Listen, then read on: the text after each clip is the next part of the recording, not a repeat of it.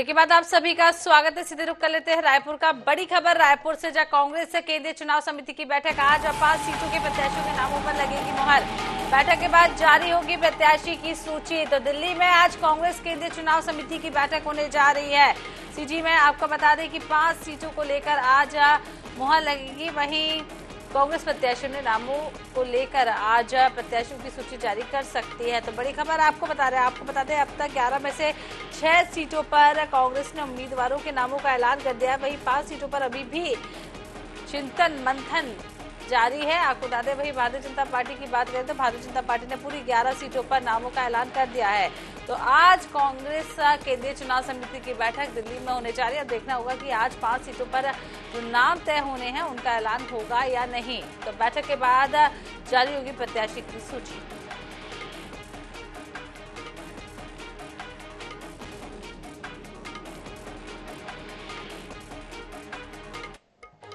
तो छत्तीसगढ़ में प्रधानमंत्री सम्मान निधि में फर्जीवाड़ा सामने आया है। इसके बाद प्रशासन में हड़कंप मचा हुआ है। खास बात यह है कि पीएम सम्मान निधि पाने वाले हितग्राहियों में बांग्लादेशी मुसलमान भी शामिल हैं। मामला उजागर होने के बाद अब जांच की बात कही जा रही है। वहीं विपक्ष इस पूरे मामले को सियासी मुद्दा बनाने की कोशिश लगातार कर रहा है।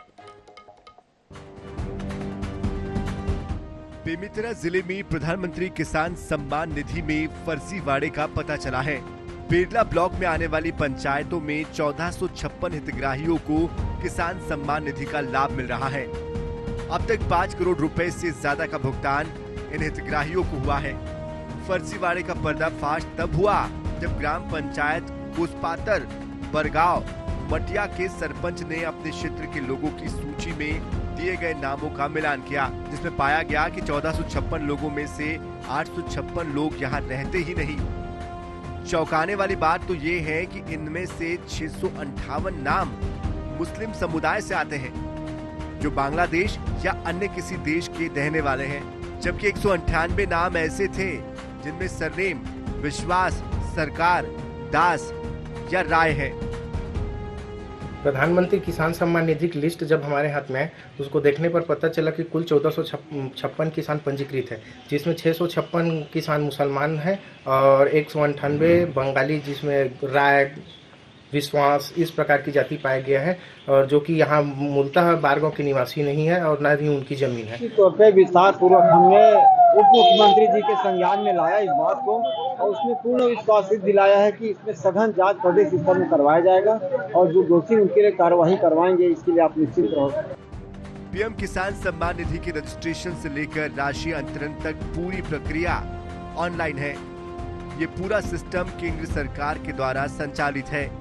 बेमेतरा जिले के प्रभारी मंत्री और राज्य सरकार के डिप्टी सीएम अरुण साव ने कहा है कि पूरे मामले की जांच कराई जाएगी, जबकि विपक्ष ने इसे लेकर सरकार को घेरा है। गलत राशि की भुगतान अब नहीं होगी, क्योंकि भुइयां के साथ लिंक किया गया है, इसलिए जिसकी जमीन होगी उसी के नाम पर पैसा आएगा। पर पूर्व में बहुत बड़ी राशि ऐसे अपात्र लोगों को गया है, उसकी वसूली की भी कार्रवाई होगी और उसके जांच के लिए भी मैंने निर्देशित किया है। जहां किसी को सम्मान पर बात करना है, उस पर भी दूसरे प्रदेश के लोगों को, जिनका कोई और छोर नहीं, कोई लेना देना नहीं, कोई अता पता नहीं, कैसे हो सकता है? इतनी बड़ी गलती कैसे हो सकती है? जानबूझकर भ्रष्टाचार करने के लिए, वो करोड़ों रुपया अरबों रुपया खाने के लिए। छत्तीसगढ़ में पीएम सम्मान निधि में फर्जीवाड़े का ये पहला मामला है। इस योजना का अनुचित लाभ लेने वालों के खिलाफ जांच के निर्देश भी दे दिए गए हैं। इधर लोकसभा चुनाव के ठीक पहले विपक्ष को बैठे बिठाए मुद्दा भी हाथ लग गया है। रायपुर से INS 24/7 के लिए स्वप्निल गोरखेड़े की रिपोर्ट। तो मिशन 2024 के तहत 400 लोकसभा सीटों के लक्ष्य को साधने के लिए भाजपा राजनीतिकारों ने माइक्रो लेवल पर काम करना प्रारंभ कर दिया है। भाजपा की ओर से अब लाभार्थी संपर्क अभियान चलाया जा रहा है, जिसके बाद गुरुवार को सीएम विष्णुदेव साय लाभार्थी संपर्क अभियान के तहत न्यू राजेंद्र नगर के दुर्गा बस्ती पहुंचे, जहां उन्होंने सीधे लाभार्थियों से रूबरू होकर केंद्र सरकार और मोदी की गारंटी फीडबैक लिया है। इसके बाद सीएम ने पीएम मोदी के संदेश की प्रति लोगों को बांटी और साथ ही पीएम मोदी का स्टिकर लोगों के यहां चस्पा कर लोगों के साथ सेल्फी भी ली।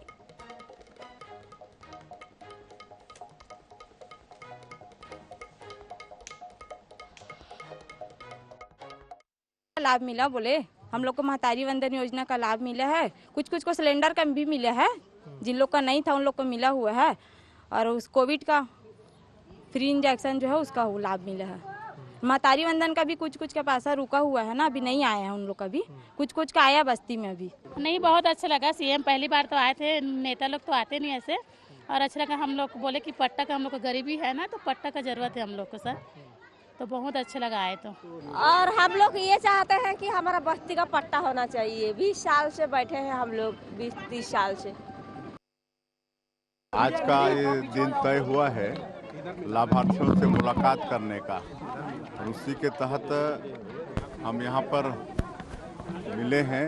जिनको महतारी वंदन योजना का लाभ मिला है उनके खाते में अभी जो हम लोग महतारी वंदन योजना में पैसा भेजे हैं 10 तारीख को, माननीय प्रधानमंत्री जी श्री नरेंद्र मोदी जी दिल्ली में बटन दबा के 70 लाख से ज़्यादा महिलाओं के खाते में पैसा भेजे हैं। अब इनको हर महीना 1000 रुपये इनके खाते में आएगा। छत्तीसगढ़ में लोकसभा चुनाव के लिए सभी 11 प्रत्याशी पहले घोषित कर भाजपा ने बाजी मार ली है, जबकि कांग्रेस अब तक 5 सीटों से प्रत्याशी घोषित नहीं कर पाई है। विधानसभा चुनाव में भी ऐसा ही देखने को मिला था। आपको बता दें कि प्रत्याशी घोषित करने का सबसे बड़ा फायदा प्रत्याशी को जनसंपर्क के लिए पर्याप्त समय मिल जाता है और जिसका लाभ भी होता है। भाजपा ने अपनी पहली सूची में ही छत्तीसगढ़ के सभी 11 प्रत्याशियों के नामों की घोषणा कर दी थी। ये नाम 2 मार्च को आए थे, जबकि कांग्रेस की पहली सूची 8 मार्च को आई, जिसमें 6 प्रत्याशियों के नाम घोषित किए गए। बस्तर, कांकेर, रायगढ़, सरगुजा और बिलासपुर सीट पर प्रत्याशियों की घोषणा कांग्रेस ने नहीं की है। ऐसे में टिकट को लेकर जहां दावेदारों की सांसें अटकी हुई रायगढ़ लोकसभा सीट में भाजपा से राधेश्याम राठिया का नाम आने के बाद कांग्रेस अब भाजपा के मुकाबले मजबूत प्रत्याशी तलाश रही है। इस सीट पर अब टिकट के अन्य दावेदारों के साथ साथ पूर्व मंत्री अमरजीत भगत, धर्मजयगढ़ विधायक लालजीत राठिया, राज परिवार से जयमाला सिंह, सारंगढ़ राज परिवार से मेनका सिंह जैसे नाम भी शामिल हो गए हैं। इधर भाजपा कांग्रेस की इस स्थिति पर तंज कस रही है। भारतीय जनता पार्टी ने चुनाव अधिसूचना के 15 दिन पहले छत्तीसगढ़ की पूरी 11 लोकसभा सीट में प्रत्याशी घोषित कर दी। कांग्रेस आज भी अपने प्रत्याशी की घोषणा नहीं कर पा रही है। रायगढ़ लोकसभा में स्थिति ये है कि कांग्रेस को कोई प्रत्याशी मिल नहीं रहा है। कांग्रेस के अनेक वरिष्ठ नेता चुनाव लड़ने को तैयार नहीं है, और आज ये स्थिति है कि भारतीय जनता पार्टी के मुकाबले में कांग्रेस कहीं पर खड़ी नहीं। इधर कांग्रेस संगठन दावेदारों के नामों को लेकर स्पष्ट तौर पर कुछ कहने से इनकार कर रहा है, लेकिन दावा है कि भाजपा के मुकाबले कांग्रेस बेहद मजबूत प्रत्याशी चुनावी समर में उतारने वाली है। इसी वजह से प्रत्याशी चयन में देरी हो रही है। रायगढ़ छत्तीसगढ़ के जो सीटें घोषित हुई हैं, निश्चित तौर पर कांग्रेस पार्टी ने बहुत अच्छे प्रत्याशियों का चयन किया है, और उसी के लिए रायगढ़ की सीट, सरगुजा की सीट, बस्तर की सीट अभी घोषित नहीं हुई। आज सीईसी की बैठक नई दिल्ली में चल रही है, जिसके आज उम्मीदवार घोषित होने की उम्मीद है। निश्चित तौर पर एक बहुत गहन मंथन चल रहा है, और चूंकि ये मुख्यमंत्री जी का क्षेत्र रहा है, यहाँ से वो लोकसभा के सांसद रहे हैं, तो निश्चित तौर पर एक ऐसे मजबूत प्रत्याशी का चयन कांग्रेस पार्टी करने जा रही है। लोकसभा चुनाव के लिए फिलहाल तारीखों का ऐलान नहीं हुआ है, लेकिन सभी दल प्रत्याशियों के नामों की घोषणा में जुटे हुए हैं। इसके पीछे की मंशा पहले से तैयारी की है। चूंकि लोकसभा क्षेत्र काफी बड़ा होता है, इसलिए उम्मीदवार पहले घोषित होने से मतदाताओं तक पहुंचने में सहूलियत होती है।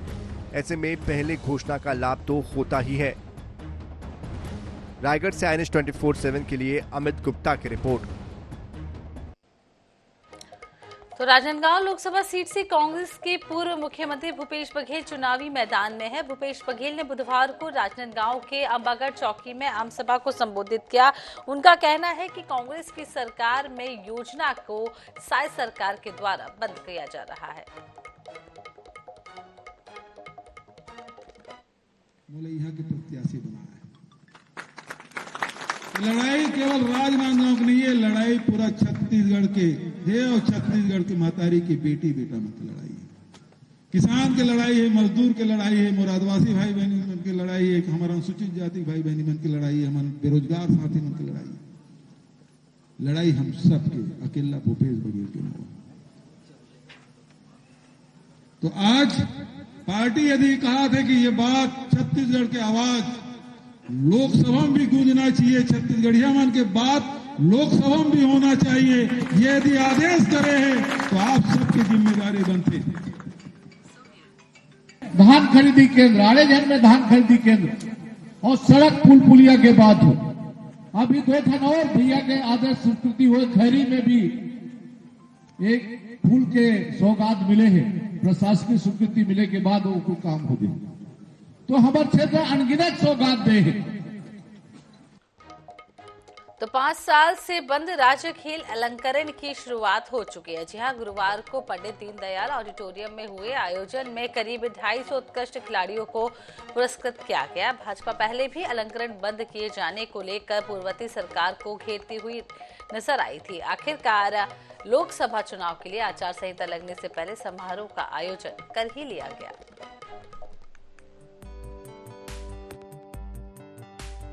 छत्तीसगढ़ में राज्य अलंकरण समारोह वैसे तो 29 अगस्त खेल दिवस के दिन होता है, मगर चुनाव के पहले बीजेपी सरकार ने समारोह का आयोजन कर खिलाड़ी वर्ग को साधने का प्रयास किया। पंडित दीनदयाल ऑडिटोरियम में हुए कार्यक्रम में मुख्यमंत्री विष्णुदेव साय, विधानसभा अध्यक्ष डॉक्टर रमन सिंह समेत अन्य नेताओं ने 2019 से 20 और 2020 से 21 के लिए चयनित उत्कृष्ट खिलाड़ियों को अलग अलग श्रेणियों के पुरस्कार से सम्मानित किया। इस दौरान खिलाड़ियों को 1,41,00,000 की पुरस्कार राशि बांटी गई। पिछले 5 साल बिल्कुल बंद रहा, लेकिन फिर जब हम लोग सरकार में आए तो इस अलंकरण समारोह को फिर प्रारंभ किए हैं और आज 2 साल के जो भी प्रतिभा हैं उनको पुरस्कृत कर रहे हैं और इससे निश्चित रूप से हमारे छत्तीसगढ़ के खिलाड़ियों को एक प्रोत्साहन मिलेगा। 5 साल इंतजार करना पड़ा छत्तीसगढ़ के खिलाड़ियों को। 5 साल में आंदोलन किए, पदक लौटा दिए, धरना दिए, सड़क में आ गए, सरकार सुनी नहीं। अंत में छत्तीसगढ़ के युवकों को तय करना पड़ा कि सरकार बदल देंगे मगर पुरस्कार वितरण के कार्यक्रम को जारी रखेंगे। तो 5 साल बाद सरकार बदल गई, फिर से बीजेपी की सरकार आई है और आज से फिर शुरू हो गया। अब हर साल इस प्रकार के अलंकरण समारोह होंगे। इधर सालों बाद खेल अलंकरण से सम्मानित होने पर खिलाड़ियों के चेहरे में खुशी लौटी। खिलाड़ियों ने इसके लिए सरकार का आभार जताया और सरकार से जल्द ही उत्कृष्ट खिलाड़ियों की सूची जारी करने की मांग की ताकि उन्हें खेल कोटे से नौकरी मिल सके। अच्छा लग रहा है कि उत्कृष्ट खिलाड़ी घोषित होने जा रहा है। 2-3 महीने में शायद मंत्री जी घोषित भी कर देंगे, तो हर्ष का विषय है सर हमारे लिए। मेरा गवर्नमेंट से यही आशा है कि वो उत्कृष्ट खिलाड़ी जल्द से जल्द घोषित करे और खिलाड़ियों के बीच इसका हर्षोल्लास रहेगा जिससे हम जल्दी सरकारी सेवा प्रदान कर सकें। खिलाड़ियों को सम्मानित करके हम सम्मानित हो रहे हैं, आज बड़ा अच्छा लग रहा है। सबके चेहरे पे मुस्कान है। भारतीय जनता पार्टी सरकार के नेतृत्व में आज फिर से अलंकरण समारोह आयोजित हुआ। इसके लिए मैं हमारे प्रदेश के मुख्यमंत्री माननीय विष्णुदेव साय जी को भी मैं धन्यवाद करता हूं कि खिलाड़ियों की सुधली और डॉक्टर रमन सिंह जी के द्वारा शुरू किए गए अलंकरण समारोह को फिर से शुरू किया। कांग्रेस की सरकार में खेल अलंकरण बंद होने पर खिलाड़ियों ने धरना दिया, मेडल लौटाने की बात कही। तब विपक्ष में रहते हुए बीजेपी ने सरकार में आने पर खिलाड़ियों की सुध लेने की बात कही थी। पार्टी ने अपना वादा तो पूरा कर दिया। अब देखने वाली बात ये होगी कि सरकार उत्कृष्ट खिलाड़ियों की सूची कब तक जारी करती है। INS 24/7 के लिए रायपुर से स्वप्निल गौरखेड़े की रिपोर्ट।